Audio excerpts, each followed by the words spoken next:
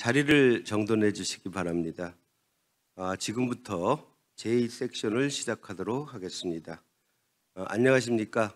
저는 제2섹션 디지털 전환과 푸드 플랜의 자장을 맡은 전주대학교 한동순 교수입니다. 사실 이제 저희가 코로나 위기가 어느 정도 지나가면서 그동안 급속하게 한국뿐만 아니라 전 세계가 그 디지털 전환들이 이루어지지 않았나 이렇게 생각이 듭니다. 그런 와중에서 먹거리에 관한 부분도 상당히 환경들이 많이 바뀌지 않았나 이렇게 생각을 하고 있고요. 거기에 맞춰서 저희는 디지털 전환과 푸드 플랜이라는 이런 주제를 갖고 토론을 시작하려고 합니다. 그래서 저희 세션은 발표를 두 분이서 하실 겁니다. 두 분의 발표를 듣고 거기에 대해서 토론을 진행하도록 하겠습니다. 먼저 순서는 그 쯔즈키 미카의 발제를 먼저 들으려고 했었는데 지금 접속 상태가 좀 좋지 않은 관계로 두 번째로 발표하시기로 기획됐던 그 황영모 박사님의 푸드 플랜과 디지털 전환이라는 주제에 대해서 발표를 먼저 듣기로 하겠습니다. 그럼 박수로 환영해 주시기 바랍니다. 부탁드리겠습니다. 네, 소개받은 전북연구원의 황영모입니다. 매해 개최되는 전주 행복의 경제학 의미 있는 자리에 이렇게 세션 발표를 맡게 돼서 대단히 감사드리고 뜻깊게 생각을 합니다. 오늘 제가 발표할 주제는 푸드 플랜과 디지털 전환에 대한 내용입니다. 주요하게 이슈와 과제가 무엇인지를 중심으로 말씀을 좀 드려보도록 하겠습니다. 발표드릴 목차는 보시는 바와 같고요. 먼저 제 발표의 문제의식과 주제 내용에 대해서 좀 개괄적으로 말씀을 좀 드려보고자 합니다. 첫째는 우리 사회는 코로나19 팬데믹을 거치면서 사실 긴 먹거리 공급 사슬 체계라고 하는 글로벌 푸드 시스템의 이 한계를, 취약성을 우리는 여실히 보았습니다. 특히 많은 전문가들이 상정을 했던 적기에 먹거리를 공급할 수 있다는 모델이 갑작스런 수요 증가 또는 패닉 공황 상황에서 얼마나 무의미한지도 우리는 확인을 했습니다. 두 번째 문제의식은 코로나19로 이동이 제한이 됐고 또 먹거리 공급이 중단이 되자 우리 사회에서 학교급식, 복지급식, 푸드뱅크 등과 같은 사회 안전망이 중단된 상황에 주목하고자 합니다. 사실 이러한 학교급식부터 푸드뱅크에 이르는 이런 먹거리 공급 또 제공에 대한 이런 거점은 사회적 취약계층에게 최소한의 먹거리를 공급하는 이런 그 사회 안전망이라고 봅니다. 이런 것들이 사실 우리는 무력화됐던 것을 똑똑히 경험을 했습니다. 이러한 상황에서 우리는 사회 문제를 어떻게 해결할 것이냐, 그리고 그 주요한 대응 전략이 무엇이냐 고민하고 논의를 해가야 되는 상황이죠. 이런 상황에서 푸드 시스템, 푸드 플랜에 주목하게 된다고 저는 봅니다. 푸드 플랜은 먹거리의 사회적 그리고 경제적 문제를 시정하기 위한 실행 전략입니다. 먹거리를 둘러싼 사회 문제가 커지는 상황에서 사회 혁신의 관점에서 푸드 플랜에 대한 발전적 논의가 필요한 시기라고 봅니다. 한편에서는 과학기술을 활용한 먹거리 공급망에 대한 이런 그 진전이 사실 주목할 만합니다. 여러 측면에서 의미 있는 혁신 기술로서 이 실체화되고 있고 그렇습니다만 한편에서는 쟁점과 이슈 또한 큰 것이 사실입니다. 푸드 플랜에서 이 사회 기술과 과학 기술을 우리가 어떻게 적용하고 결합시켜 나갈 것인가가 오늘 제가 드릴 말씀의 주요한 내용이라고 먼저 말씀을 드립니다. 그러면 이제 본격적인 말씀에 앞서서 먼저 푸드 플랜이란 무엇인가에 대해서 그 개념과 특징을 개괄적으로 좀 살펴볼 필요가 있겠습니다. 푸드 플랜은 단순한 먹거리 공급 체계가 아니라는 점 분명히 해야 되겠습니다. 앞서 말씀드린 바와 같이 먹거리를 둘러싼 사회적, 경제적 문제를 시정하고자 하는 공공 영역에서의 계획적인 실행 계획이 바로 푸드 플랜입니다. 그래서 푸드 플랜은 이른바 커뮤니티 푸드 시스템을 지향을 합니다. 커뮤니티 푸드 시스템은 지역 생산, 지역 소비, 지역 유통, 지역 가공, 그리고 순환 이용, 그리고 먹거리에 대한 접근성 강화, 영양 관리, 실행 주체 등이 핵심적인 구성 요소입니다. 이러한 그 푸드 플랜은 정책이죠. 그러다 보니 정책으로서 푸드 플랜이 갖는 주요한 특징이 있습니다. 특성이 있습니다. 그 특성을 또 우린 살펴볼 필요가 있겠는데 저는 크게 4가지로 대별해 보고자 합니다. 첫째는 푸드 플랜이 다루는 전략의 범위가 생산, 소비, 건강, 불평등, 환경 등까지 그 스펙트럼이 대단히 중첩되고 넓다라는 점입니다. 두 번째는 이렇게 전략의 범위가 넓다 보니 여러 주체의 이해관계가 얽히고 설켜 있다는 점입니다. 그러다 보니 푸드 플랜으로서의 정책 과제는 균형을 잡는 고개와 같다, 이렇게 말씀을 드리겠습니다. 셋째는 푸드 플랜은 먹거리 문제를 시정하는 그러한 대응 전략인데 이 먹거리 문제 그 실태는 단순하지 않다라는 점입니다. 그래서 생산 능력과 사회적 능력의 유효한 고리를 어떻게 만들어 나가는가가 사실 푸드 플랜의 중요한 영역이고 성패를 가름한다, 이렇게 봅니다. 넷째는 정책으로서 푸드 플랜은 곧 시장의 정책이 어느 수준에서 어떠한 방식으로 개입할 것이냐의 영역 아니겠습니까? 그러다 보니 정책으로서의 푸드 플랜에 대해서 많은 경제활동 주체는 그 반응의 민감성이 대단히 높습니다. 그런 것 때문에 정책으로서 푸드 플랜은 이 동원할 수 있는 정책 수단은 유연한 수단이 있을 수 있고 직접 규제 등을 통해서 강하게 드라이브를 거는 강한 수단도 이렇게 적정하게 우리가 구사해야 된다고 봅니다. 이것이 바로 푸드 플랜이 가지는 이런 정책으로서의 4가지 특징이라고 봅니다.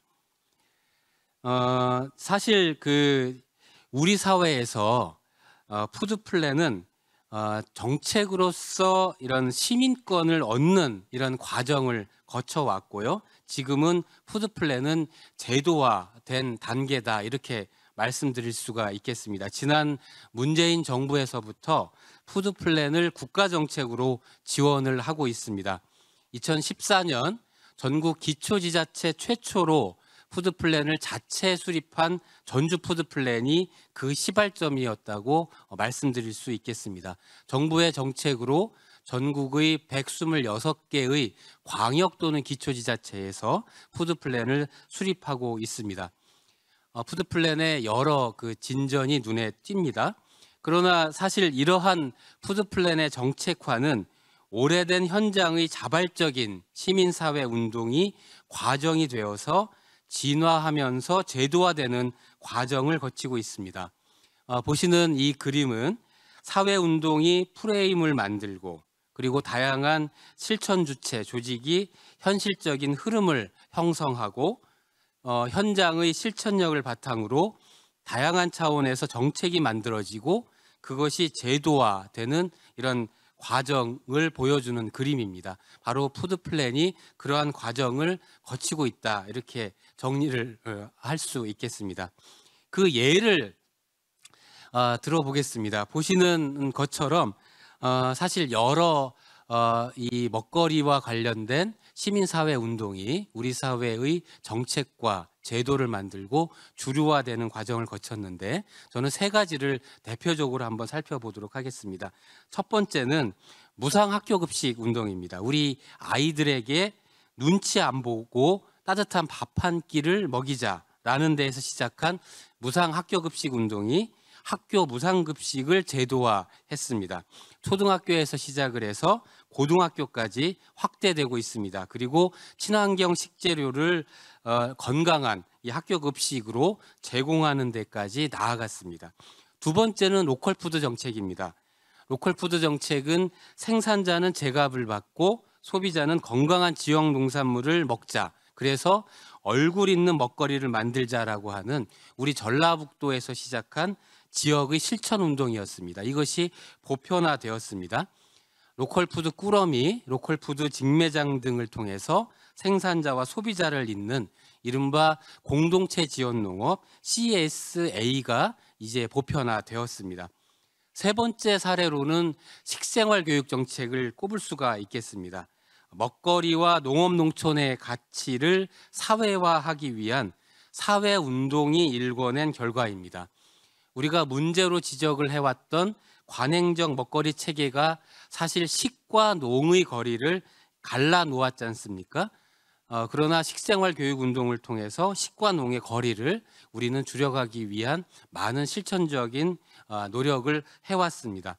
그것이 식생활 교육 정책으로 제도화되는 과정을 거쳤습니다. 그래서 국가 계획으로 학교에서의 식생활 교육, 그리고 지역에서의 식생활 교육, 그리고 사회에서의 식생활 교육이 실행되고 있습니다. 실행은 민간의 다양한 역량을 바탕으로 실행이 되고 있습니다.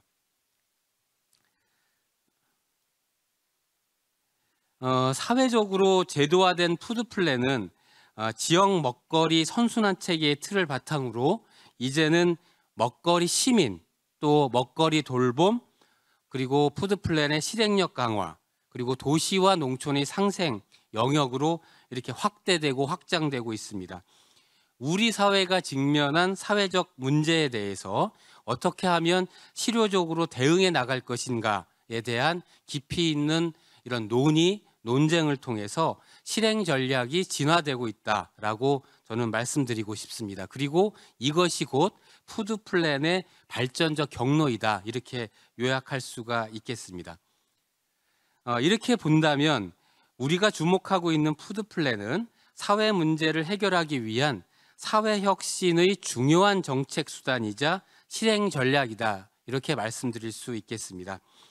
그렇다면 사회 문제 해결과 사회 혁신이 무엇인지에 대해서 살펴볼 필요가 있다고 봅니다.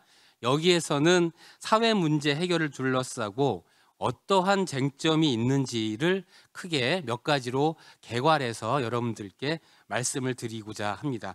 첫 번째 내용인데요. 기술 개발로 우리는 시장과 산업 구조를 변화시키기 위한 여러 시도들을 해왔습니다.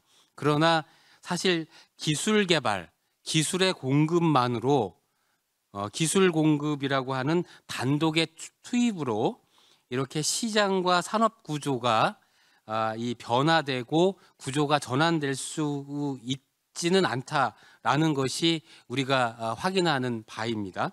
두 번째는 사회 문제 해결은 사회 경제적 과정에 대한 과학적 통찰력과 기술적 지식 사이에 상호작용으로 성과가 만들어진다는 점이 특징입니다.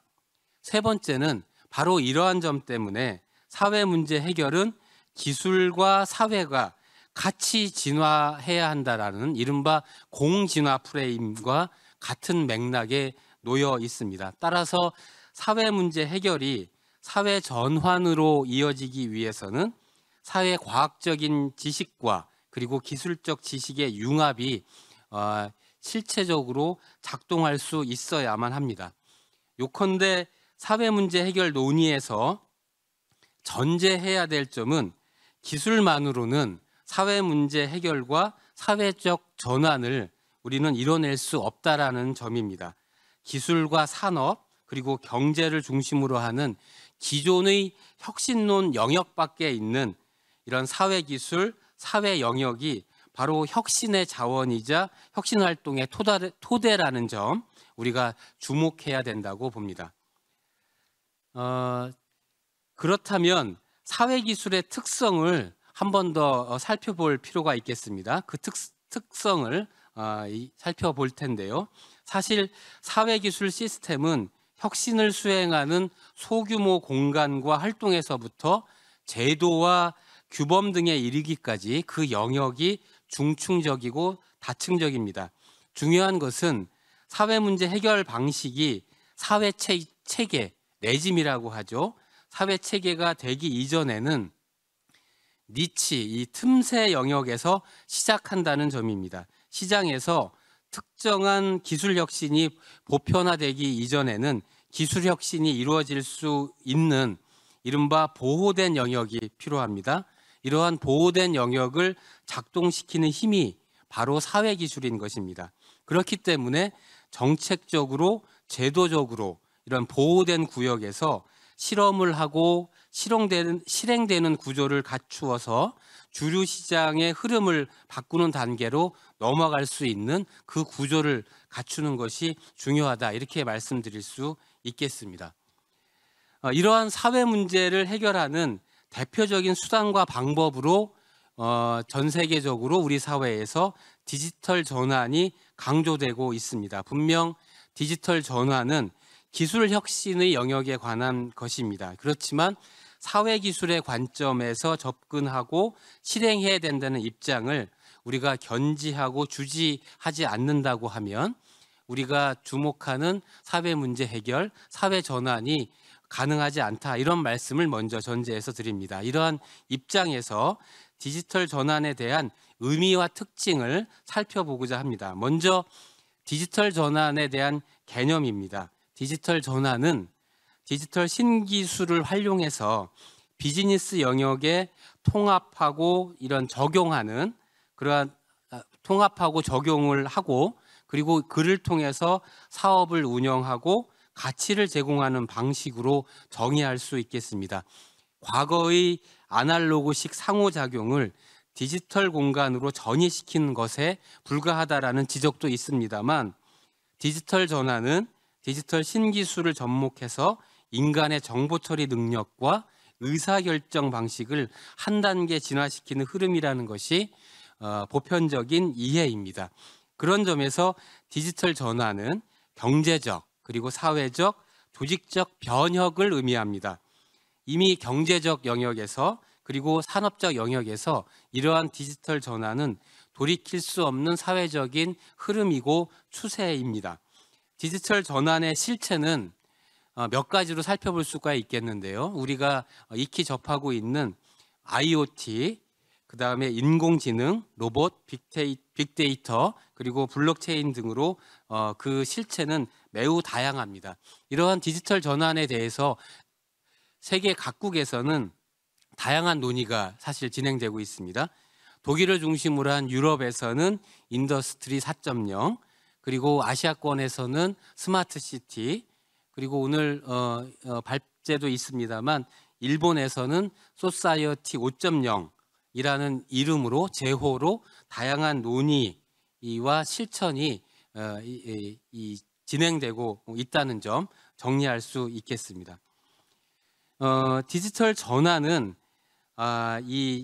몇 가지 단계를 통해서 진화하고 발전하고 있습니다. 첫째는 아날로그 데이터의 디지털화입니다.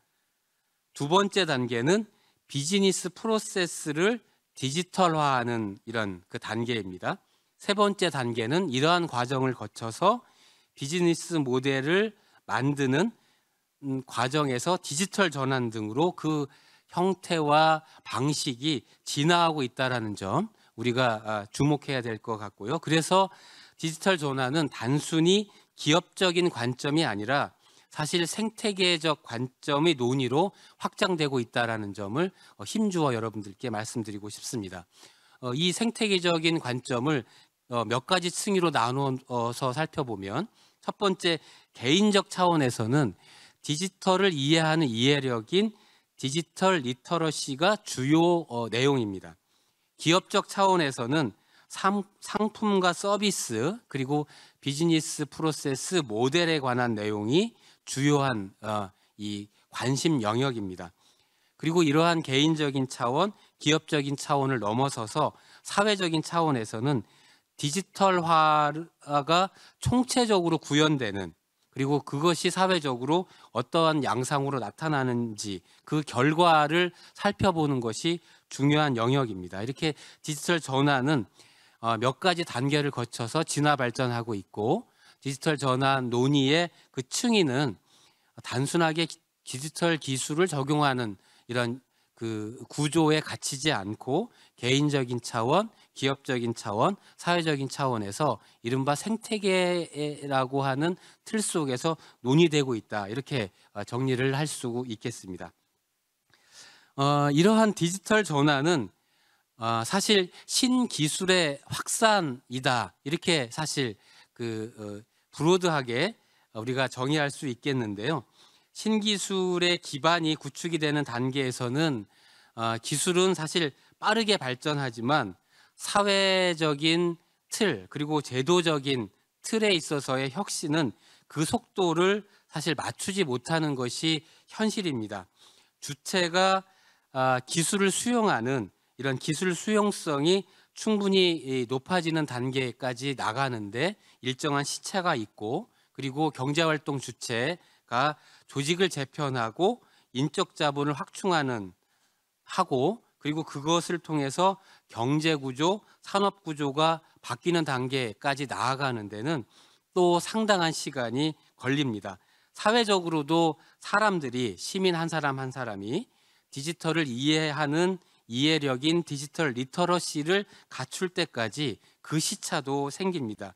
이것이 사실 디지털 전환 논의에 있어서 중요한 특징입니다. 그렇기 때문에 디지털 전환에 있어서 이러한 시차를 어떻게 사회 기술을 통해서 우리가 이 사람 중심으로 또 지역 중심으로 융합시켜 갈 것인가 또한 과제라고 봅니다. 사실 디지털 전환은 4차 산업혁명의 틀 속에서 논의되어져 왔는데요. 4차 산업혁명이라고 하는 그 틀 논의는 그 개념도 상당히 모호하고 또 영역도 대단히 넓기 때문에 디지털 전환이 4차 산업혁명의 그 모호성을 구체화하는 것이다. 이런 그 특징으로 요약하는 개념에 맞추어서 우리가 살펴봐야 될 것이라고 봅니다. 그 디지털 전환에 대한 이제 몇 가지 쟁점이 있습니다. 그 쟁점을 세 가지로 좀 대별해 보고자 합니다. 우리가 이제 제가 좀 말씀을 일부러 좀 천천히 드렸는데 우리 1주제 발표자가 좀 접속이 늦어서 천천히 드렸는데 우리 사회자께서 올라오시는 거 보니 좀 속도를 내서 진행을 좀 해보도록 하겠습니다. 이러한 디지털 전환에 대해서 쟁점과 이슈가 있습니다.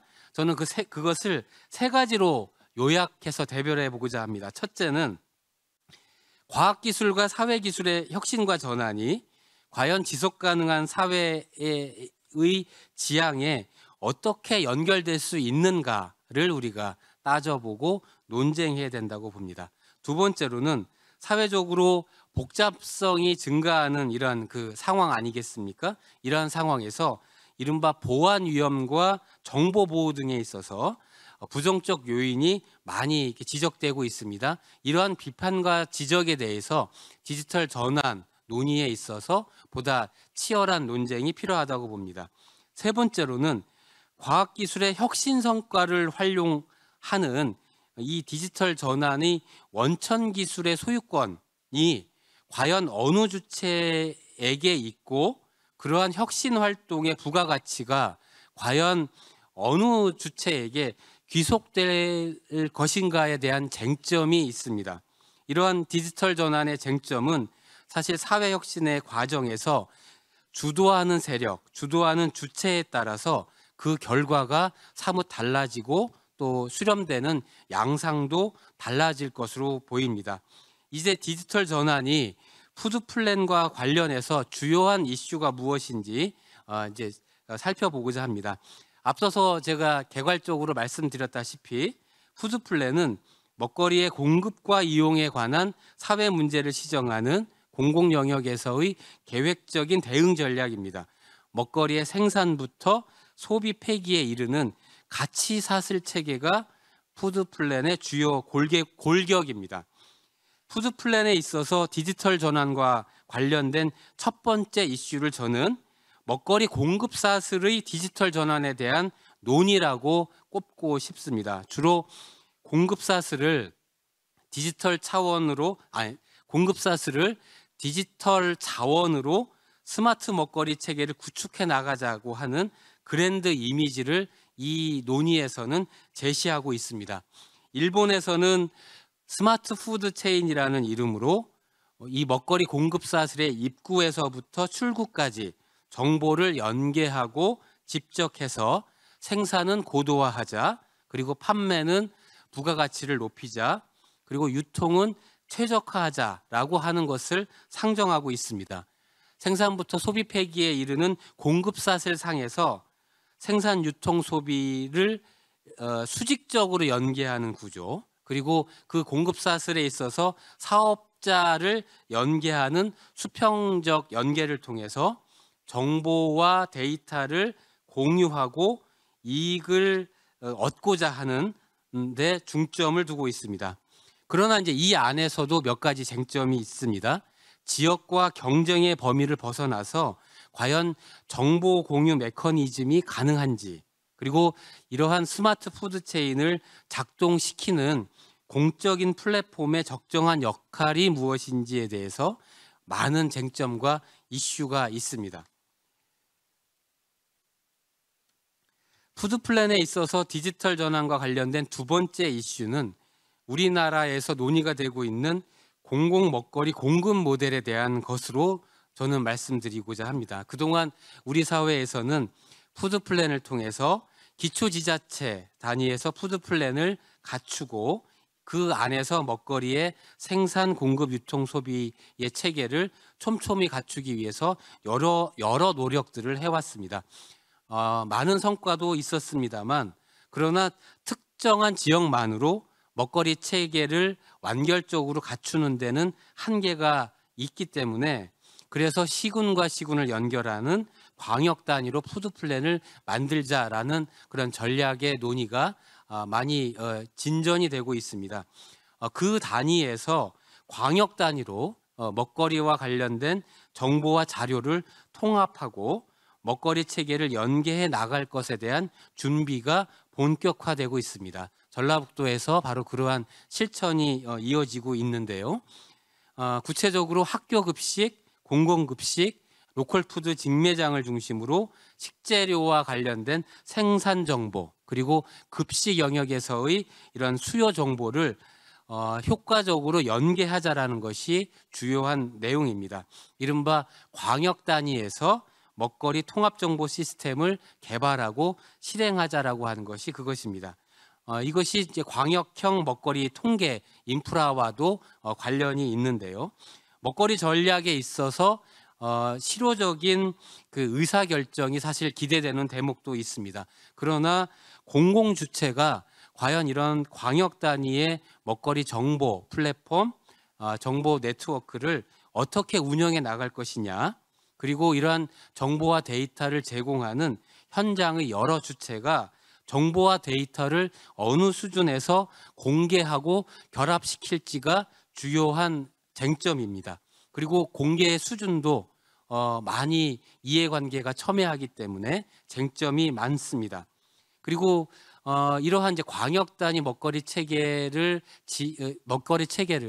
기초 단위의 먹거리 체계의 한계를 보완한다는 이름으로 우리가 논의하고 실행을 준비하고 있지만, 이를 통해서 다른 지역의 식재료가 특정한 지역으로 공급되면서 우리가 푸드 플랜을 통해서 지향했던 지역의 먹거리의 생산 구조, 소비 구조를 우리가 구조적으로 전환시키는데 저해하는 것은 아니냐, 이런 쟁점과 비판도 이 안에 따릅니다.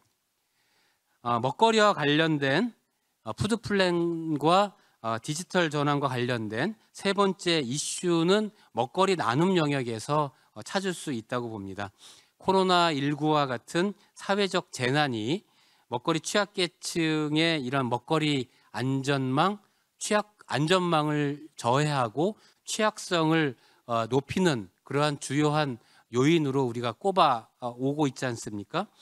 어떻게 보면 먹거리 취약성을 줄이기 위해서는 먹거리 돌봄 또는 먹거리 나눔과 같은 사회 문제 해결의 여러 실천 과제가 필요한 때라고 봅니다. 그런 의미에서 먹거리 나눔 영역에서 여러 디지털 전환 디지털 기술을 적용한 이러한 그 민간 단위의 실천이 이루어지고 있습니다. 구체적으로 이용되고 먹지 않은 먹을 수 있는 이런 먹거리를 기부하고 이를 활용하는 데 있어서 디지털 기술이 적용되는 것입니다. 유럽에서 독일을 중심으로 먹거리 공유 플랫폼을 민간 영역에서 구축하여 운영하고 있는데요. 이 먹거리 공유 플랫폼 상에서는 모든 사람이 먹거리를 공유할 수 있는 공유자로 등록이 가능합니다. 그리고 모바일 기반으로 나눔 먹거리의 상태와 재고량을 확인할 수 있고 나눔 먹거리를 필요로 한 수요자를 연계하는 이런 시스템을 제공하고 있습니다. 공공 영역에서 재정 사업을 통해서 취약계층의 이런 먹거리 지원을 늘려가는데 한계, 어려운 이 점이 많은 상황에서 민간 영역에서 이렇게 먹거리 공유 플랫폼을 통해서 먹거리 나눔, 돌봄을 실천하는 사례는 매우 푸드플랜상에서 유의미한 방안으로 생각을 합니다. 그러나 이 안에서도 몇 가지 쟁점과 이슈가 있습니다. 비영리 민간 조직이 이러한 먹거리 공유 플랫폼 시스템을 구축하고 운영하고 유지 관리하는 데 있어서 경제적이고 재정적인 어려움이 많습니다. 이러한 문제를 어떻게 해결해 갈지가 첫 번째 쟁점이겠고요. 두 번째 쟁점은 개별 파편화된 시민들이 이 나눔 먹거리의 공유자로 어떻게 참여할 수 있을지, 그리고 먹거리 취약계층과 같은 나눔 먹거리의 수요자가 이 안에 어떻게 참여할 수 있을지에 대한 사회적 여건 또한 중요한 쟁점입니다. 물론 이러한 사회적 여건의 핵심은 디지털 리터러시라고 저는 보여집니다. 지금까지 푸드플랜이 이 사회 문제를 해결하는 사회 기술적 의미를 가지고 있다, 이렇게 좀 말씀을 드렸고, 사실 사회 문제 해결에 대한 여러 시도 속에서 과학 기술을 활용한 디지털 전환은 우리 이 사회 혁신, 사회 진화에 있어서 중요한 과학 기술인 점을 우리가 같이 이해해야 된다. 그리고 이러한 사회 기술로서의 푸드플랜, 과학 기술로서의 디지털 전환을 푸드플랜과 어떻게 연결해 나갈지가 우리 사회의 중요한 쟁점과 이슈가 되고 있다, 이렇게 개괄을 했습니다. 그리고 푸드플랜 영역에서 디지털 전환과 관련된 몇 가지 중요한 이슈를 세 가지로 꼽아 보았습니다. 첫 번째로는 먹거리 공급사슬 전반에 대해서 디지털로 전환하고자 하는 시도가 있는데, 이 안에서는 과연 디지털 전환의 이런 원천 기술을 누가 주도하느냐에 따라서 이런 쟁점이 크게 있다라는 점을 말씀드렸고, 두 번째로는 공공 먹거리 영역에서 이 먹거리의 공급 체계를 디지털로 전환하는 시도가 있지만 그 안에서 이런 정보의 이런 제공 수준을 어떻게 할 것이냐, 그리고 주체가 그 안에서 서로 윈윈하는 정보 제공의 이런 그 적정한 균형점이 어떻게 되느냐 또한 쟁점이다, 이렇게 말씀을 드렸습니다. 세 번째로는 먹거리 나눔 영역에 있어서 민간 차원에서 먹거리 공유 플랫폼이 많이 확산되고 있는데, 이 확산의 가치에도 불구하고 경제적인 이런 운용의 문제, 또 다양한 시민들이 그 플랫폼 상에서 디지털의 하나의 주체로 어떻게 참여할 수 있을지가 중요한 그 쟁점과 이슈가 되고 있다, 이렇게 말씀을 드렸습니다. 사회기술인 푸드플랜과 과학기술인 디지털 전환에 대한 우리 사회의 보다 더 많은 논쟁과 논의가 이어지기를 기대합니다. 발표를 마치겠습니다. 고맙습니다.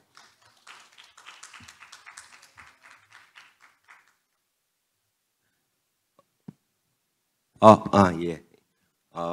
우리 황윤부 박사님께서 아주 그냥 친절하게 이제 발제를 해주셨고요. 또 제가 이렇게 요약 정리를 해야 될 부분들을 거의 이제 다 정리를 해주셔가지고 제가 이제 정리할 필요가 없도록 이렇게 해주시지 않았나 생각이 듭니다.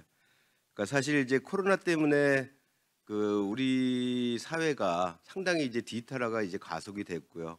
그러니까 어떤 의미로서는 2010년부터 스마트 전환이 일어나면서 디지털 전환들이 이제 하나씩 이제 가시화되기 시작했는데, 우리 입장에서 보면 이 코로나라는 부분들이 상당히 이제 빠르게 속도 문제를 이제 얘기하듯이 너무나 빠르게 우리의 어떤 디지털 사회로의 전환을 이렇게 만들어주지 않나 생각이 듭니다. 이제 그런 측면에서 보면 이제 속도를 약간 완화시키면서 이 속도의 어떤 빠름을 제어할 수 있고 또 그걸 보완할 수 있는 여러 가지 사회적 체계 이런 부분들이 이제 만들어지는 것들이 필요하다 이렇게 생각이 들고요.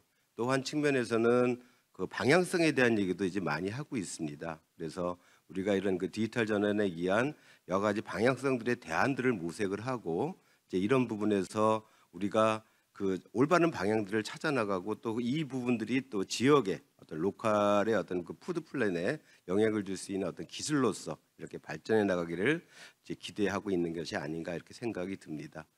어쨌든 이런 그 디지털 전환이라는 것은 항상 뭐 기술이 뭐 중립적이냐 아니면 뭐 자본에 종속돼 있냐 이런 얘기들을 많이 하고 있지만 실제적인 측면에서 보면은 이 기술의 소유자가 누구냐가 제일 중요하지 않나 이런 생각을 하고 있습니다. 그리고 이런 기술들을 어떻게 사용하느냐의 측면도 존재하기 때문에 이런 부분을 봤을 때는 그 두 가지를 잘 컨트롤할 수 있는 이제 그런 힘들이 필요한 것 같고요. 우리 뭐 세션 1에서도 스나이더 박사가 이제 그런 얘기를 했는데 이런 어떤 그 거대 뭐 플랫폼들 이런 플랫폼들을 갖다 이제 우리가 어떻게 컨트롤할 것인가에 대한 여러 가지 얘기들이 나왔었고 이제 이런 부분들을 어떻게 보면 이제 플랫폼 협동조합과 같은 이런 형태로서 이것을 하나하나 만들어 나가고 제어할 수 있는 이런 힘들을 갖추는 것에 대한 얘기도 하지 않나 생각이 드는데요. 아마 이 먹거리 부분에서도 이러한 것들이 그대로 적용될 수 있지 않을까 저는 이렇게 생각을 합니다. 먹거리 부분에서 사실은 이제 아까 황 박사님이 말씀하신 것처럼 먹거리의 어떤 그 공급 사슬에 대한 문제들을 많이 얘기하고 있는데 이런 부분에서는 우리가 이제 생산과 유통과 소비라고 하는 이런 부분들이 어떻게 통합될 수 있느냐, 서로 연계될 수 있느냐가 핵심적인 과제라고 생각을 합니다. 우리 이제 이제 완주의 이제 로컬 푸드 같은 경우도 이제 기획 생산이라는 부분들을 이제 기반으로 해서 생산에 대한 여러 가지 그 공급 체계를 갖다 갖추려고 노력을 하고 있지만 이제 그런 부분들이 이렇게 원활히 되지는 않은 부분들이 있고요. 또 이제 소비자들의 소비에 대한 예측들도 쉽지 않은 측면들이 존재하기 때문에 이런 부분들을 통합적으로 관리하면서 그 스마트하게 그 먹거리 사슬을 갖다 잘 구조화할 수 있는 노력들이 필요하지 않나 이런 생각이 들고 또 마지막으로 아까 이제 말씀하셨던 나눔 영역에 대한 것도 이제 비슷하지 않나 이런 생각이 듭니다. 그러니까 우리 뭐 어떻게 보면 그렇죠. 그러니까 우리 이제 가족에서 보면 많은 음식들이 또 남아 돌아가고 또 이제 버려지는 것도 많고 하고 있는데 이제 이런 부분을 얼마나 효율적으로 조직화해서 이 먹거리를 좀 더 많은 부분의 사람들에게 혜택이 갈 수 있도록 이렇게 체계화시키느냐에 대한 부분도 아마 우리의 고민거리가 아닌가 이렇게 생각을 하고 있습니다. 예. 어떻게 지금 연결이 잘 안 되시나요?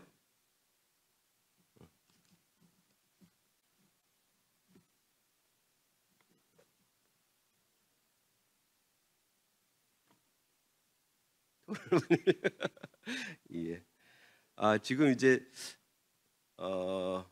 일본에서 연결 상태를 지금 계속 체크하고 있는데 그 연결이 지금 원활하지가 않은 것 같습니다. 그러면 일단 저희가 토론을 먼저 할까요? 예, 그러면 일단 연결되는 걸 이제 중간에 저희가 토론하면서 연결이 된다 그러면 그 연결된 부분들을 갖다 이제 발표를 듣는 걸로 하고요. 우리 이제 발표자 한 분하고 그 다음에 토론자들이 나와서 우리 토론을 좀 먼저 시작하는 것이 어떨까 이런 생각이 듭니다. 그러니까 이제 사실 이제 디지털 사회에서 이제 가장 중요한 것은 이 기술들을 얼마나 잘 컨트롤하느냐의 문제가 있는 거거든요. 그러니까 항상 중요한 발표 시간이 되면 기계들이 망가지고 이렇게 사람 탓을 이제 많이 하는 것 같습니다. 그래서 뭐 이런 부분들을 우리가 잘 이렇게 컨트롤하는 부분도 필요한 것 같고 준비가 좀 많이 필요하겠죠. 예, 그러면 잠시 이제 자리를 준비하고 발표를 하도록 하겠습니다. 토론을.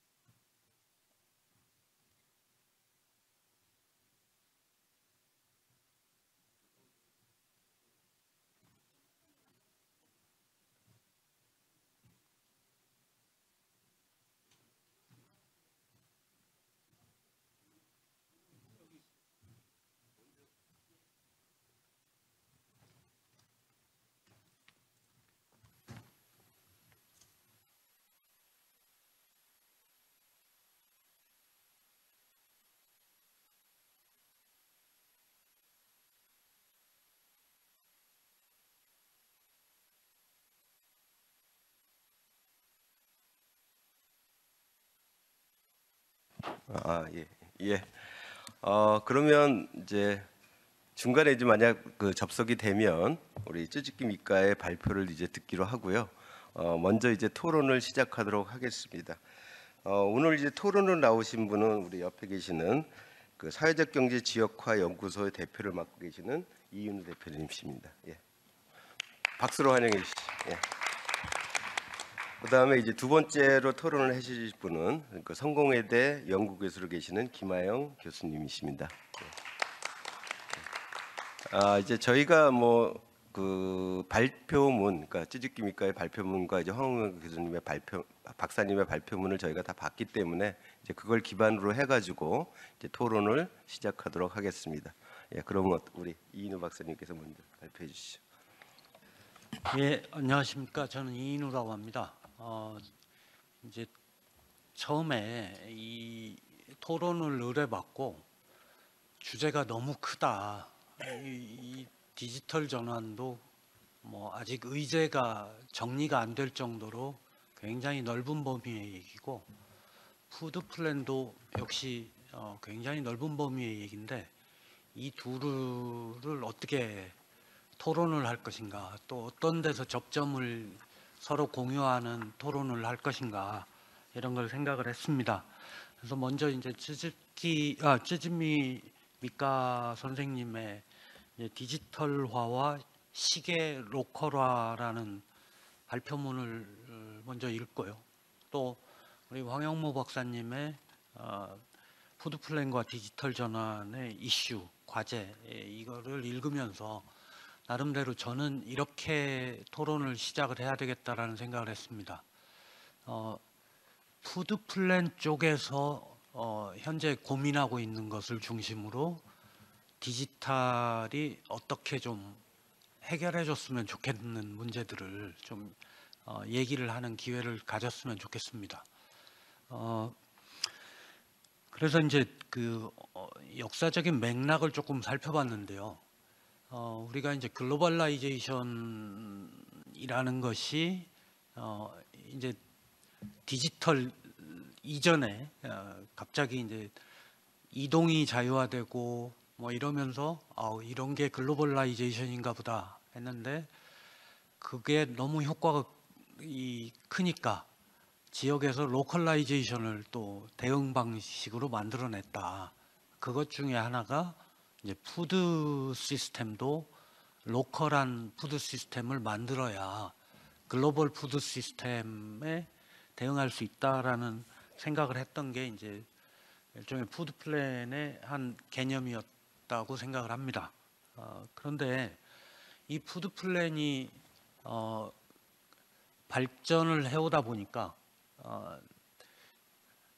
또 세 가지의 흐름이 나타나는 거죠. 그러니까 로컬 푸드 시스템을 만들려고 했는데 로컬 푸드를 만들어서 글로벌 푸드 시스템에 올려 태우는 연습을 자꾸 하는 거죠. 그러니까 실제로는 로컬 푸드가 아니라 로컬 푸드 시스템을 만들자고 했는데 갑자기 로컬 푸드 운동으로 전환되면서 취지가 어긋나 버린 문제가 생겼던 거죠. 그래서 제 나름대로는 이런 문제를 중심으로 이따가 또 토론을 더 연결하기로 하고요. 지금 쪽지를 받았는데 현지가 연결이 됐답니다. 그래서 아쉽지만 저는 좀 중간에 그렇게 끝내는 걸로요. 예, 그렇게 하겠습니다. 그런데 이제 로컬 푸드가 우리한테는 대단한 운동으로 알려져 있는데 이거는 푸드 플랜 쪽에서는 인권론적인 관점에서 시작됐던 거다. 그래서 소비자와 생산자가 선택권을 제약받는 글로벌 푸드 시스템에서 강요받지 않으려면 지역의 로컬 푸드 시스템을 만들어야 된다. 이런 게 이제 푸드 플랜의 운동이었는데 우리는 이제 농가 소득이나 이런 쪽의 입장에서 로컬 푸드를 하다 보니까 푸드 시스템의 자기 완결 구조를 못 갖게 돼 버렸다. 그러니까 로컬 푸드를 통해서는 나눔이 안 일어난다라는 거예요. 그러니까 글로벌 푸드 시스템이 돈을 벌어서 그 돈으로 나눔을 하기 때문에 지역의 농산물을 갖고 나눔이 되는 로컬 푸드 시스템을 만들자라는 푸드 플랜 운동을 했는데 오히려 로컬 푸드를 통해서 글로벌 푸드에 들어가 버리는 이 활동으로 전환이 되면서 로컬 푸드를 통해서 나눔을 하면 비싸서 안 된다라는 논리를 자꾸 피게 되는 거죠. 그러니까 우리는 오히려 이제 이런 디지털 전환 시대를 개념 정의를 할 때 오늘도 여러 가지 얘기들이 있지만 이게 이제 자본주의의 형태 전환이라고 볼 거냐, 그래서 플랫폼 캐피탈리즘이라는 말을 쓸 거냐, 디지털 캐피탈리즘이라는 말을 쓸 거냐, 아니면 알고리즘 캐피탈리즘이라는 말을 쓸 거냐, 이런 아직도 이제 개념 정의가 잘 안 되고 있습니다. 대표적으로 이제 이게 비즈니스를 만들어내기 때문에, 그리고 비즈니스를 만들어낸다라면 법률적인 다툼이 생기잖아요.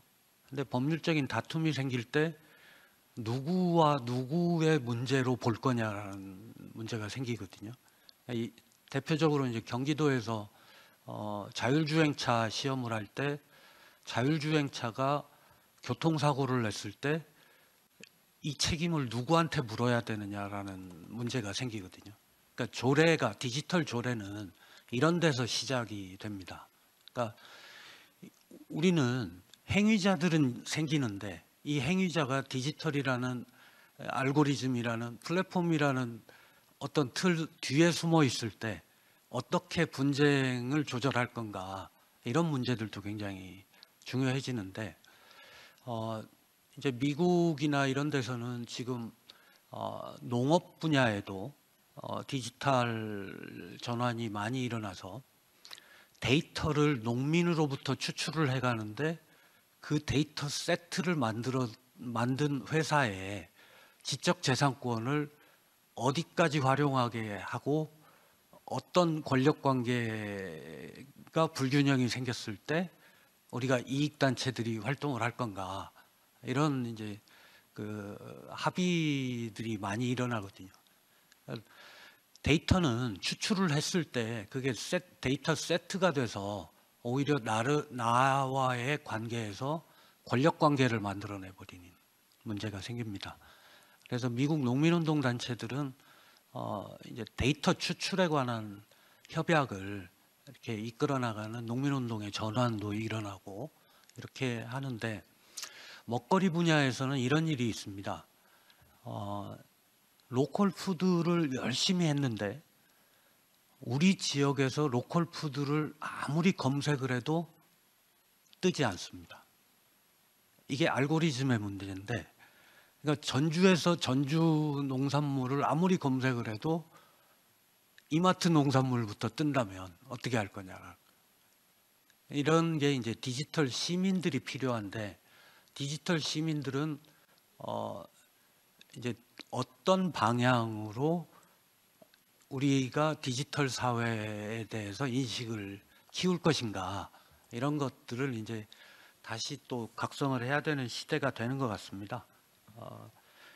저는 이제 푸드 플랜이나 먹거리 문제를 인권론적인 관점에서 좀 소개를 해드리는 그런 일을 하고 있기 때문에 실제로 이제 소득 증대를 위해서 먹거리 운동을 하거나 아니면 맛있는 것을 먹기 위해서 먹거리 운동을 하는 것과는 달리 생산자와 소비자가 불평등한 푸드 시스템 안에 들어가게 되면 모두가 불행해지는 문제가 생기거든요.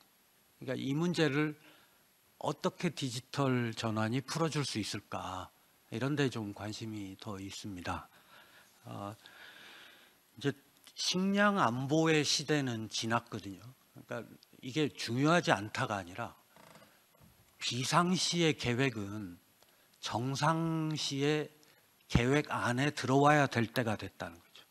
항상 비상 계획이 작동되면 정상 계획을 중단해야 되는 시기는 아니라는 거죠. 그러면 우리가 이제 식량 안보 계획은 비상 계획이라고 볼 때 갑자기 식량 안보 의제가 나타나면 모든 정상 활동을 중단해야 되는가라는 문제가 되는 거죠. 그래서 이제 우리나라는 아쉽게도 아직까지 국가 차원의 푸드 플랜은 없습니다. 그러니까 식량 계획만 있지, 그리고 기본권을 정의를 안 했기 때문에, 먹거리 기본권을 정의를 안 했기 때문에 지방에서 아무리 기본권을 조례를 만들어봐야 중앙정부에서는 통하지 않습니다.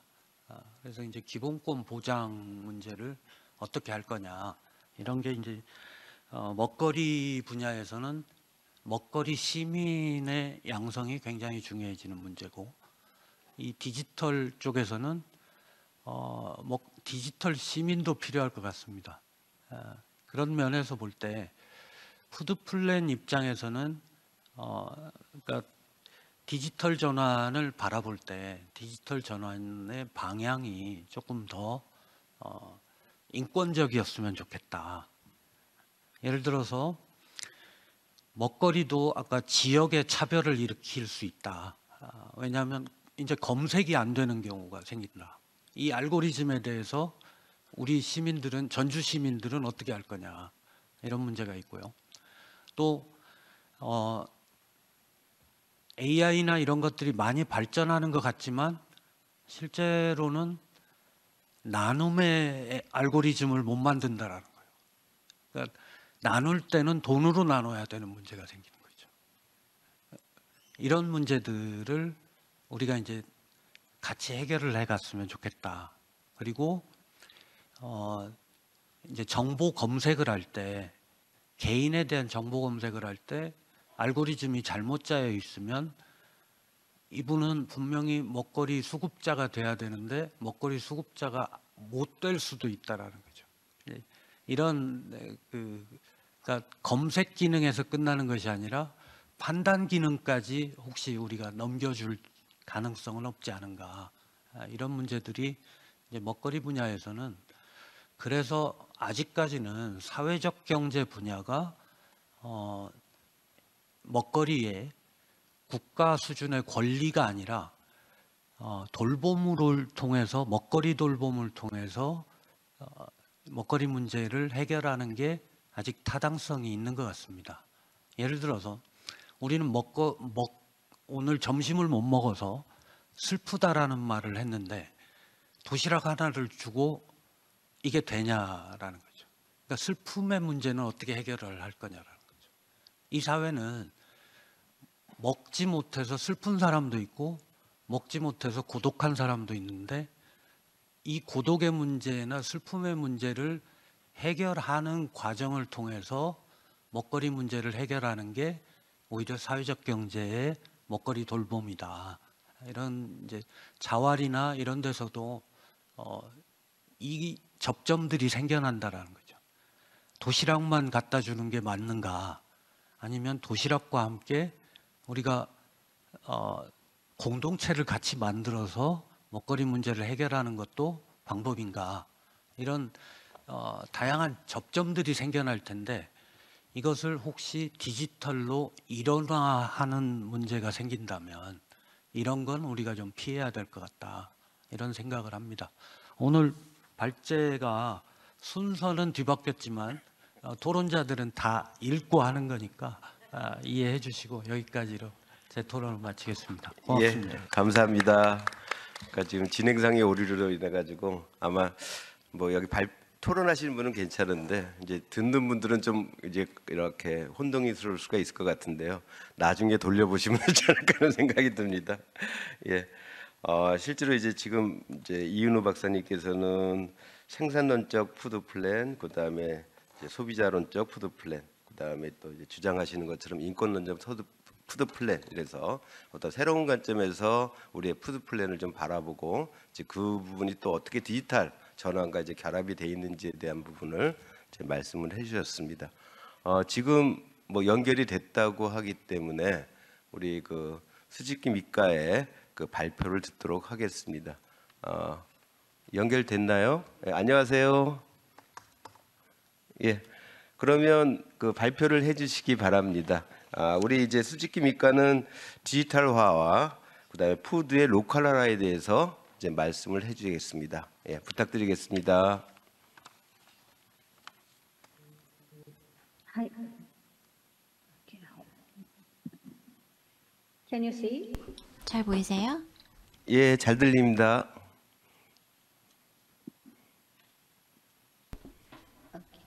네.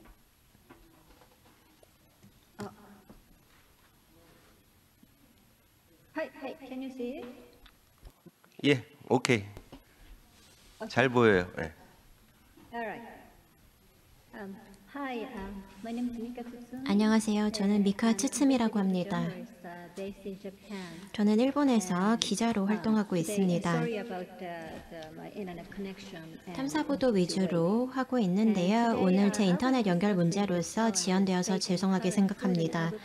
저는 현재 기자의 관점에서 우리 이 먹거리 체계에서 어떤 문제가 있는지 말씀을 드려보겠습니다.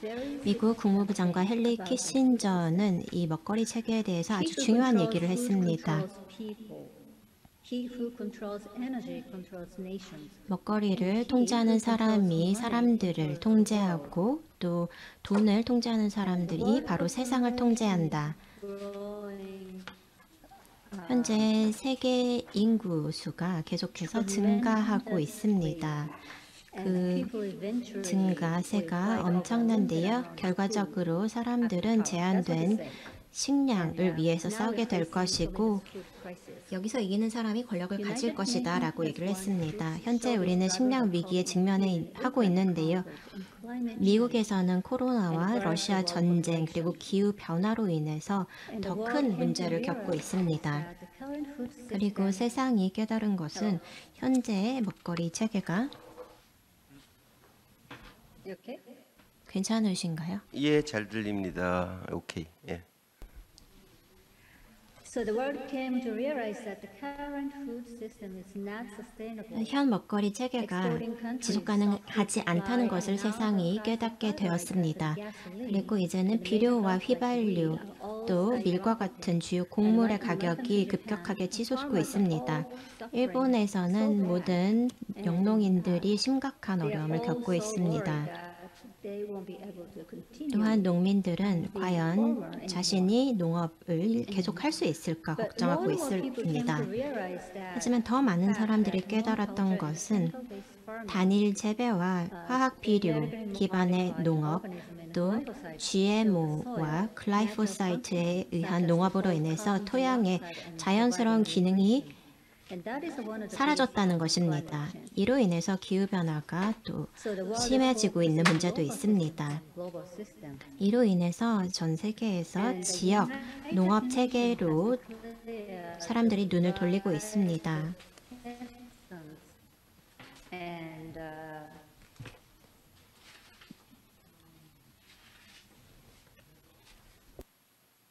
And the rural workers. 그리고 1990년 이래로 관련된 연구가 진행되고 있는데요. 많은 사람들이 지역화로 움직이고 있는 것으로 보이지만 현재 굉장히 심각한 문제가 발생하면서 마이크로소프트에 따르면 데이터와 바이오 기술이 우리를 기아와 기후 변화로부터 생존할 수 있게 도와줄 것이라고 얘기를 하고 다른 대안을 내놓는 사람들도 많습니다. 하지만 러시아 전쟁과 코로나 하에 많은 상업적 미디어는 GMO를 홍보하고 있습니다. 다시 한번 GMO가 부상하고 있는 상황입니다. 다 알고 있는지는 모르겠지만 갑자기 언론에서는 이 식량 위기에 GMO의 중요성은 설파하고 있습니다. 서구와 아시아의 언론도 마찬가지인데요. 제가 이것을 보고 많이 놀랐습니다. 왜냐하면 GMO 같은 경우는 이미 지속 가능하지 않다는 것이 판명이 되었고 이것을 모든 사람들이 알고 있기 때문입니다. 그런데 어느 순간 이것이 다시 논점이 되고 있습니다. 작년에 제가 디지털 파시즘이라는 책을 발간했는데요. 이를 통해서 우리의 삶의 기술이 제공하는 편의성이 너무 일반화되었기 때문에 사람들이 이제는 더 이상 이에 대해서 비판적인 사고를 갖지 않고 있다는 점입니다. 기술은 수단에 불과합니다. 다시 말해서 기술을 사용했을 때 그 결과는 우리가 이 기술을 가지고 하고 싶어 하는 것이 무엇인가에 따라서 180도 달라질 수 있다는 것입니다. 일본에서는 언론이 기술의 장점에 대해서만 보도를 하고 있습니다. 하지만 먹거리 책에 있어서 기술의 양면 모두를 이해해야 합니다. 이를 바탕으로 저희가 더 나은 삶을 위한 방향을 결정할 수 있습니다. 구체적으로 디지털 기술이 먹거리 체계에 어떻게 도입이 되어야 할지, 또 어떻게 하면 기술을 통해서 지역화를 강화할 수 있을지 생각해 봐야 합니다. 아시겠지만 70년대에 미국 정부가 식량을 무기화했던 적이 있습니다. 이때 미국의 농업 기업들이 개도국의 농지로 확장을 하게 되었습니다. 남아메리카와 남아프리카에도 확장을 하면서 이를 사업 모델화해서 굉장히 많은 곡물을 생산해서 전 세계로 수출했습니다. 단일 재배 대량 생산이라는 기치하에 계속해서 GMO 생산을 늘리면서 수출을 확대했습니다. 또 이 바이오 기술로 인해서 작물의 생익물 다양성이 줄어들고 있습니다. 동시에 농민들과 기업의 관계를 주종 관계로 바꾸어 놓았습니다.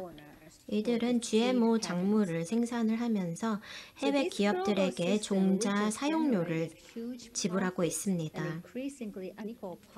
이로 인해서 기업들은 계속해서 수익이 높아지고 있고 개도국과 선진국 간의 식량 간의 불균형이 생겼습니다.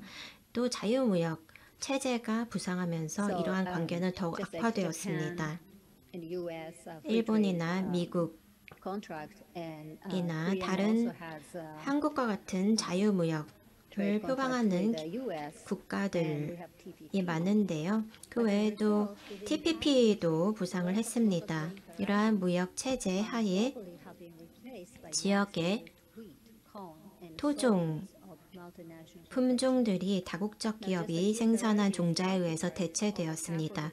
이제는 전 세계 영동지 절반을 굉장히 소수의 작물만이 차지하고 있습니다. 90년대 후반에 전 세계 종자의 60%를 4개의 GMO 기업에 의해서 지배되었습니다. 이러한 방식으로 전체 먹거리 시스템의 독과점 구조가 생겼습니다. 다우 드퐁과 바이엘과 같은 기업만이 거의 절반을 차지하고 있습니다. 이것은 큰 위협을 저희 지역 시스템에 가하고 있습니다. 또 현재 수직 계열화가 농업과 식량에서도 발생하고 있는데요. 작물의 생산에 들어가는 장비라던가 또 소매 판매, 도매 판매에서도 수직 계열화가 더욱 심화되고 있습니다. 특히 개도국에서 이런 선진국과 기업의 지배력이 강화되고 있고 이에 대해서 반대의 목소리도 커지고 있습니다. GMO로 인해서 토양 속에 미생물이 계속 죽고 있기 때문입니다. 또 기후변화에 기여하는 바도 굉장히 큽니다.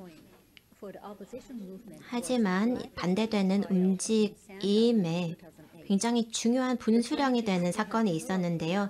바로 미국에서 있었던 글리포세이트 관련된 소송이었습니다. 몬산토가 GMO 종자와 함께 글리포세이트를 판매하면서 이로 인해서 암이 발생했던 환자들이 몬산토를 대상으로 소송을 걸었던 것입니다. 여기서 몬산토가 패하면서 주가가 폭락했고 이 회사에 대한 소송 건수가 전 세계적으로 2배 이상 증가했습니다. 또 GMO 작물 수입을 거부하는 국가 수가 크게 늘어났습니다.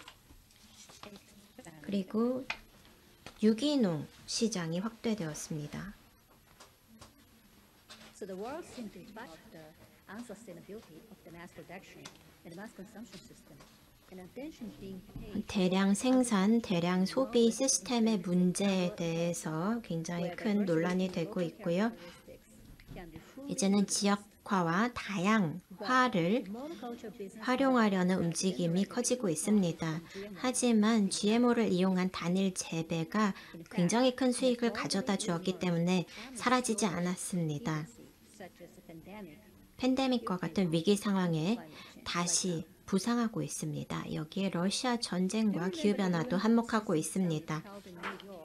뉴욕에서 지난 8월에 UN 푸드 시스템 서밋이 열렸는데요. 국제기관 그리고 시민사회에서 먹거리 관련된 모든 주체들이 참여해야 했지만 UN은 농업 기업들의 로비를 받아서 세계 경제 포럼 그리고 빌 앤 멜린다 게이츠 재단과 함께 세계 상위 100대 다국적 기업이 주도하는 정상회의가 되었습니다. 이로 인해서 전 세계 55개의 소규모 영농인을 대표하는 기관들이 이 회의를 보이콧했습니다. 이 서밋은 기업들에 의해서 탈취되었다는 비판이 부상했습니다. 그리고 먹거리 문제를 해결하기 위해서 무역 자유화를 한다는 주장이 강화되면서 여기서 디지털화라는 키워드가 부상했습니다.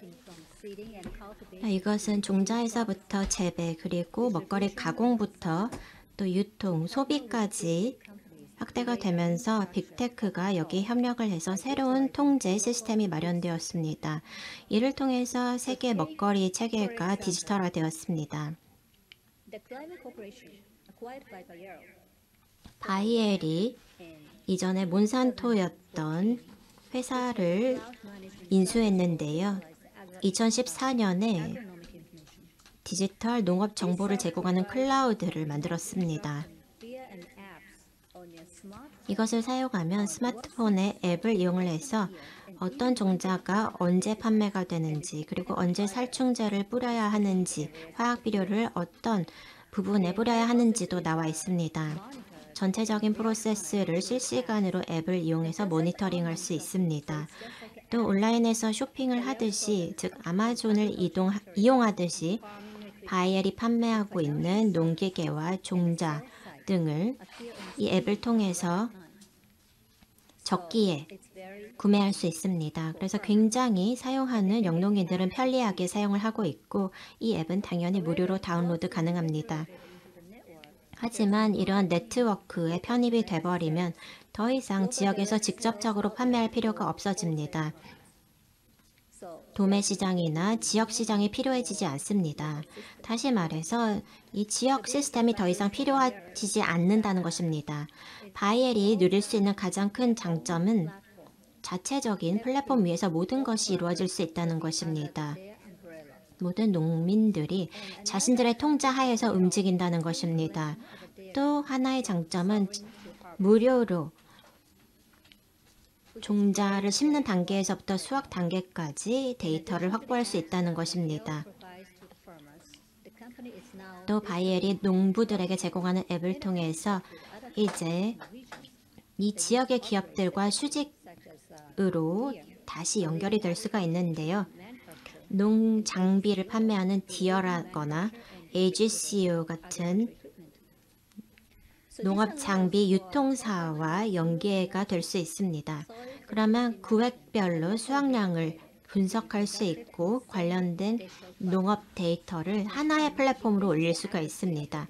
그러면 당연히 데이터의 정확도가 높아집니다. 더 많은 유저들이 사용하기 때문이죠. 이를 통해서 기업의 측면에서는 리테일링과 유통에 있어서 선순환 구조가 형성됩니다. 이미 미국에서 그리고 캐나다, 유럽, 아르헨티나 등 많은 국가에서 앱이 합법화되었습니다. 그리고 2,400만 헥타르에 달하는 데이터를 무료로 수집하고 있습니다. 이로 인해서 더 많은 기업들이 자체적인 앱과 플랫폼을 구축하면서 최초로 디지털한 방식으로 그들의 먹거리 체계에 모두를 편입시키려고 하고 있습니다. 굉장히 편리하고 효율적으로 느껴지는데요. 이러한 구조 어디선가 보신 적 있지 않으십니까?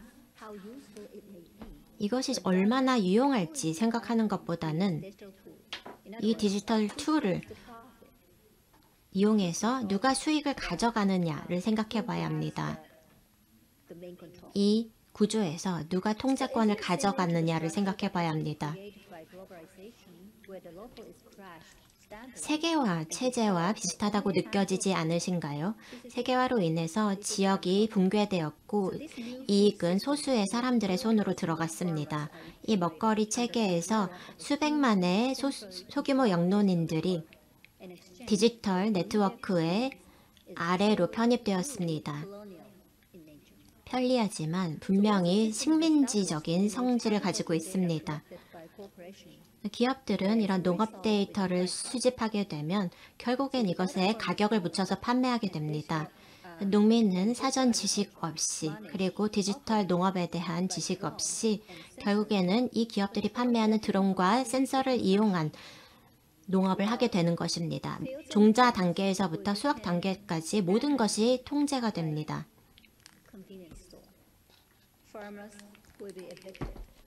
결국에는 이러한 농장들이 편의점처럼 변모하면서 결국에는 농민들은 쫓겨나게 될 것입니다. 이러한 리스크를 간과하고 이런 소규모 영농인들의 자주권이라던가 다양성을 무시하게 된다면 더 이상 이를 회복할 수 없을 것입니다. 그런데 이러한 디지털화는 계속해서 모멘텀을 얻고 있습니다. UN 푸드 시스템 서밋을 다국적 기업들이 지배를 했던 것은 바로 이 디지털 단일 재배 2.0의 시작에 불과합니다. 올해 4월에 저는 디지털화의 미래에 대해서 대만의 국무부 정무위원과 논의할 기회가 있었습니다. 디지털 미래에 대해서는 두 가지 형태가 있다고 말씀을 해주셨는데요. 하나는 식민지적인 미래이고 하나는 다양한 미래였습니다. 저희의 토론의 결론은 이것이었습니다. 절대로 권력은 집중되어서는 안 된다. 대만에서는 투명하고 참여적인 시스템을 이용하기 때문에 독점이 아니라 민주주의를 위해서 디지털을 더 활발하게 활용하고 있습니다.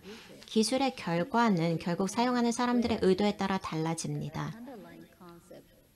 그래서 기저에 있는 컨셉이 과연 피라미드형의 독점 구조인지 아니면 농민과 또 생태학과 다양성을 존중하는 구조가 될지가 달라질 것입니다.